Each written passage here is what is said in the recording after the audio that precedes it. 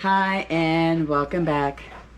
Now that we have power and I have lights and we can go ahead and cook something, let's go ahead and do what I was going to do last week, shall we? Anybody and everybody who is in this heat wave and this going from torrential rain all the way up to 108 heat, stay hydrated, stay safe, stay inside. You're now going to feel what it's like in summertime in Texas. Except for you guys are going to have a lot more humidity than we do. We kind of live in a desert area, kind of. But we are actually starting to get some vegetables out of the garden. I've gone ahead and got at least one okra, some Malamar spinach. I'm starting to pick the basil to be able to get it to bush up. You know, I've gone ahead and clipped all the onion, dehydrated that, and actually made onion salt with that.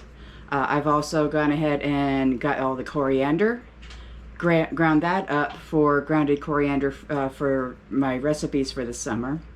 I also went ahead and got some oregano, got a whole bunch of that, dehydrated it, and the old oregano I'm going to put into oil to make oregano oil for extra flavoring for whenever I'm frying something like sauteing some vegetables. This week we're doing broccoli beef. I wanted to do broccoli beef last week, but I digress. We had a small nature's interruption. So let's get started. Okay, what I have is I have a chuck pork roast here. It's a little expensive for beef right now, so we're going to only be using about half of this. You're going to get some apple cider vinegar. I've got some homemade. I'm going to add onion to this along with the broccoli. I've got frozen broccoli in the freezer. Garlic, sesame oil, regular oil, soy sauce, red pepper, salt and pepper to, taste.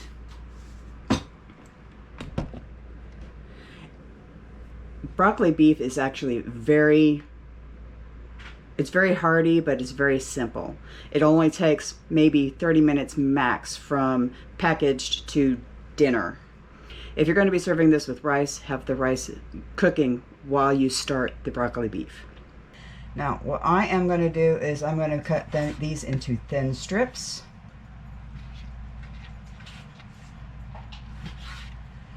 But they're going to be about an inch by inch square.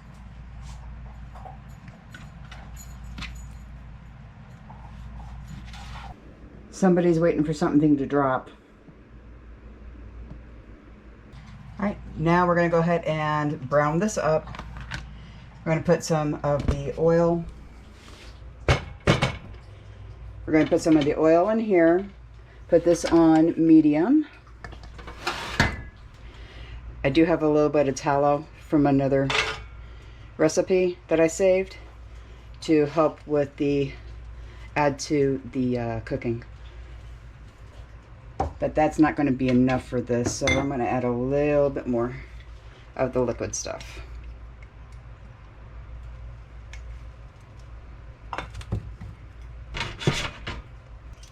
Okay, so we're going to go ahead and add our beef and then salt and pepper to season this up, and then fry it up 10-15 minutes.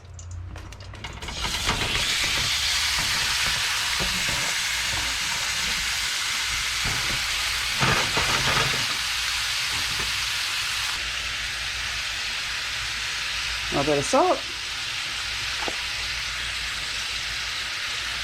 a little bit of pepper,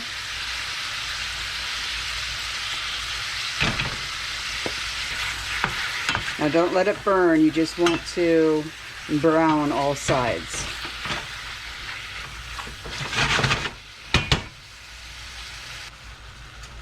Now after it is almost all the way brown, go ahead and add your fresh onion. If you're using dehydrated onion, go ahead and add that a little bit later. But we need to get the onion started to cooking.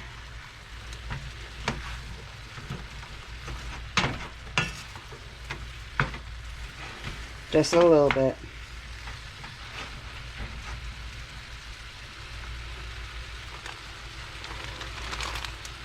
Now that that is browned and the onion is about halfway translucent, you're going to want to add the broccoli. Now this is frozen. You can add fresh if you want.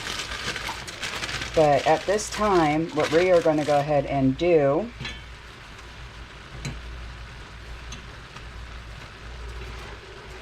is we're going to add the broccoli, put a lid on this, and let it all cook all together. Then I'm going to go ahead and show you how to do the sauce. Now, traditionally, you're going to make this sauce with cornstarch.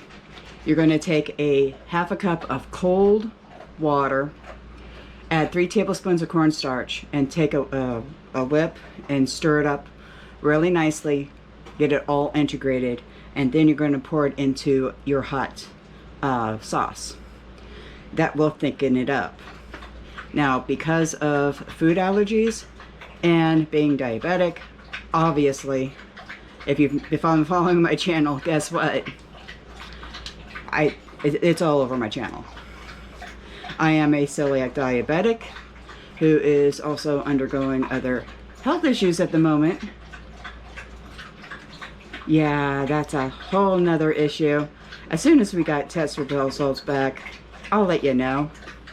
Maybe, if it's not that serious, it'll be in passing. But that's how you normally make this.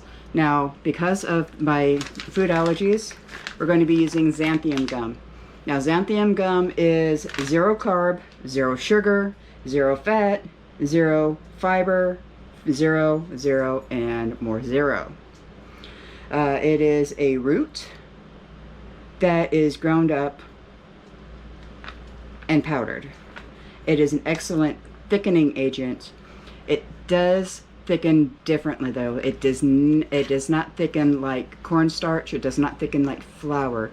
It kind of has a rubbery mucilage type of feel to it. So if you've never used it before, try it on something tiny to see if you can withstand it.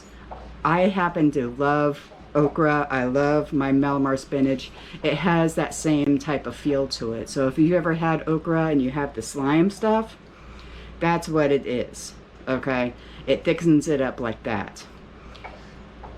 But try it out on a little something first before you start integrating it into your diet, because it can eventually, if you're not used to it and you eat a lot of it, will have that effect of, let's go ahead and run to the bathroom. Ask me how I know. But let's get started on the sauce. Now the sauce is actually fairly easy. We are going to take a half a cup of water and a half a cup of vinegar, apple cider vinegar. We're going to do a 1-to-1 ratio and put it in the pot. Here's the water.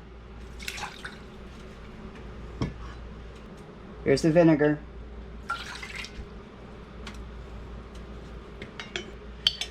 We're going to go ahead and get some garlic. It calls for a tablespoon, so that's my tablespoon.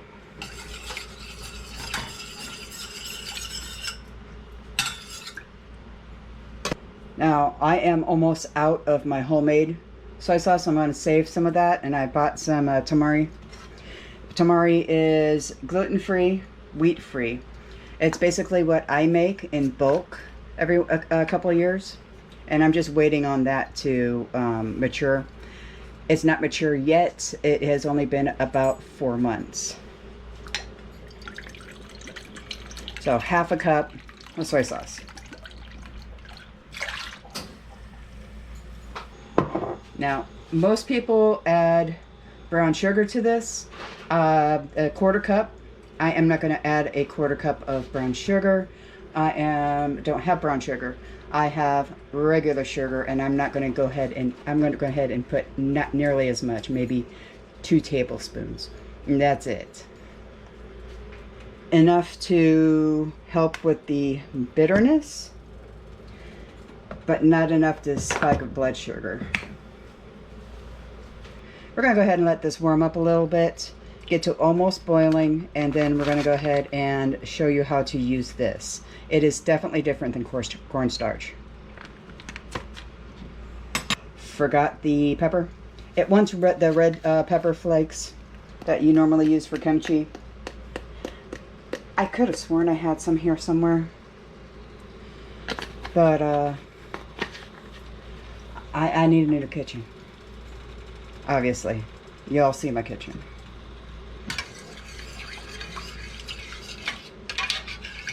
Now we are at where it needs to be. We are going to add about a 1/4 teaspoon at a time into this, but very slowly. You're going to want a whisk. And this happens pretty fast.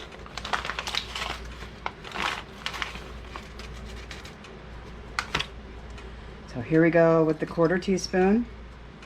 We're going to sprinkle it a little bit at a time. And I mean little bits at a time, because as soon as this stuff hits the liquid, it starts to clump up. You don't want it to clump up.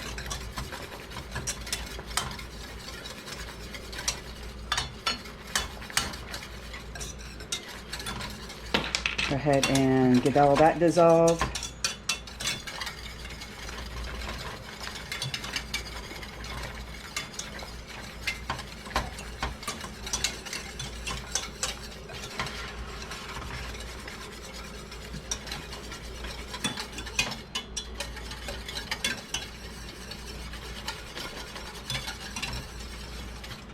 Alright, so it does break apart after a fashion, but you don't want really big lumps because it just takes more work. Alright, now that is in there, give it a minute. Look at the bubbles to see if it is starting to thicken up.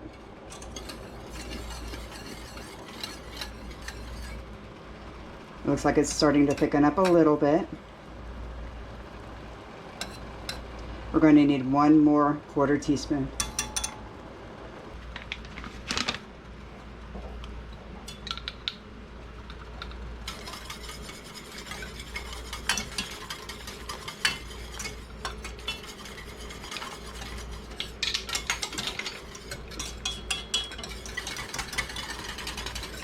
Once you learn to work with xanthan gum, it becomes a lot easier to know how much to actually add. But whenever you're starting out, do the measurements, do it slow.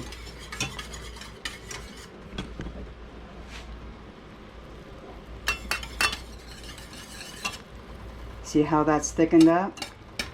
Look at the bubbles. There's more bubbles in there. It's becoming more foamy, which means that it is gelling up and keeping a hold of the air that is in the liquid. And that is what we want. Now is the time to turn it off, because if you leave it like this, it's going to start bubbling over. Now, the beef is done. The broccoli's all cooked. You want to put this in a bowl, make a mess, because why not?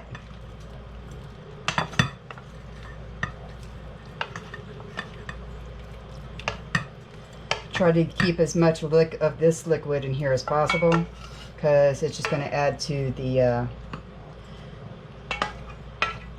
messiness of the sauce. In fact, you can actually make your rice, add this to the rice, so you're not wasting any of that flavor. Just an idea.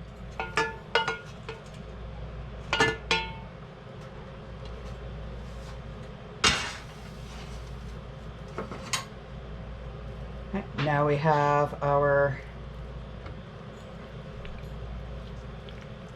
sauce.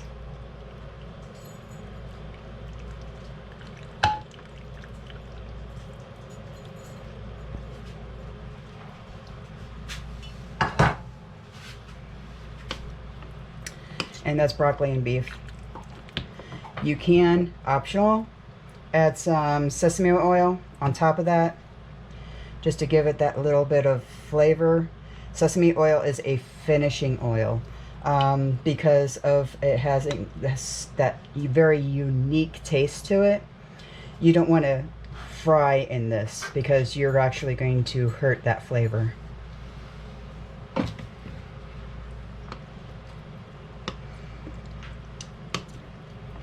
Serve over rice with other vegetables. This is a main dish. Well, that's what I wanted to do last week, but we were rudely interrupted.